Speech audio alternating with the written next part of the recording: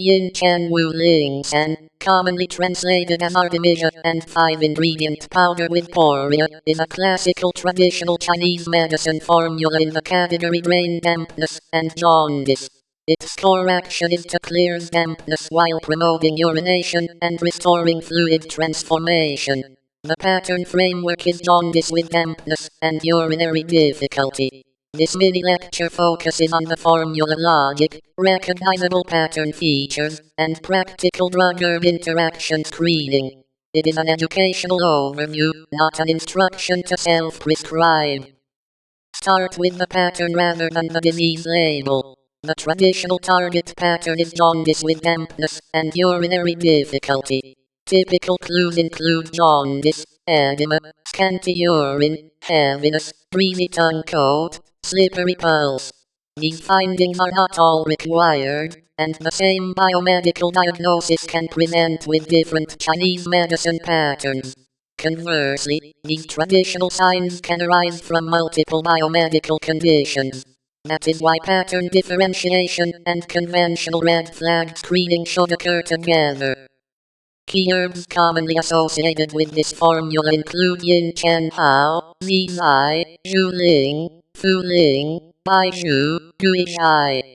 In classical formula analysis, some herbs address the principal mechanism, others support the chief action, and others harmonize or direct the prescription. The exact composition can vary by lineage, manufacturer, granule concentration, and modification. For interaction analysis, the actual ingredient label and dose are more important than relying only on the traditional formula name. The first interaction focuses pharmacokinetic uncertainty and medication review. For many multi-herb formulas, high-quality human interaction data are limited. Laboratory findings on cytochrome P450 enzymes or transporters do not always translate directly into a clinical effect. The correct response to uncertainty is not to assume zero interaction, it is to review the complete medication list, use reputable products, avoid unnecessary polypharmacy, and monitor clinical endpoints that matter. In practice, ask what prescription drugs, over-the-counter products, supplements, alcohol, caffeine, and other herbal formulas the person uses.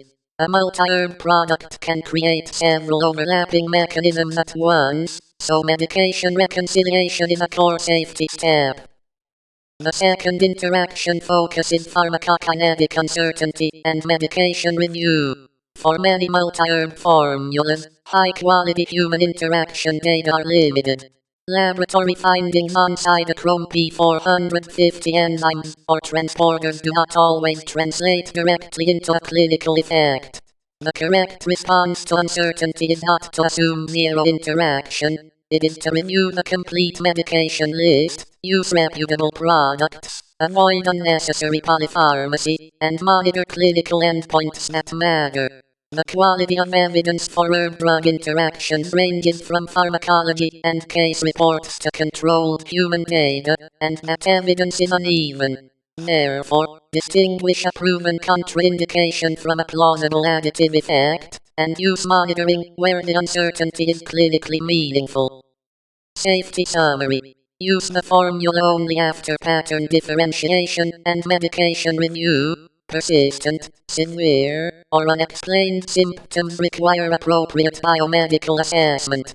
Also verify species identity, processing method, contamination testing, and manufacturer quality. Stop and seek appropriate care for severe or rapidly worsening symptoms, allergic reactions, fainting, chest pain, major bleeding, neurologic deficits, or other red flags. Pregnancy, breastfeeding, significant kidney or liver disease, and polypharmacy warrant a lower threshold for professional review. A useful clinical checklist has 5 steps. 1. Confirm the traditional pattern. 2. Identify the exact product and full ingredient list. 3. Reconcile prescriptions, over-the-counter drugs, supplements, and other herbs.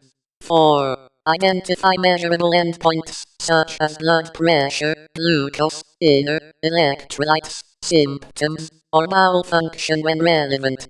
5. Reassess after starting, stopping, or changing the formula rather than assuming the response will be stable.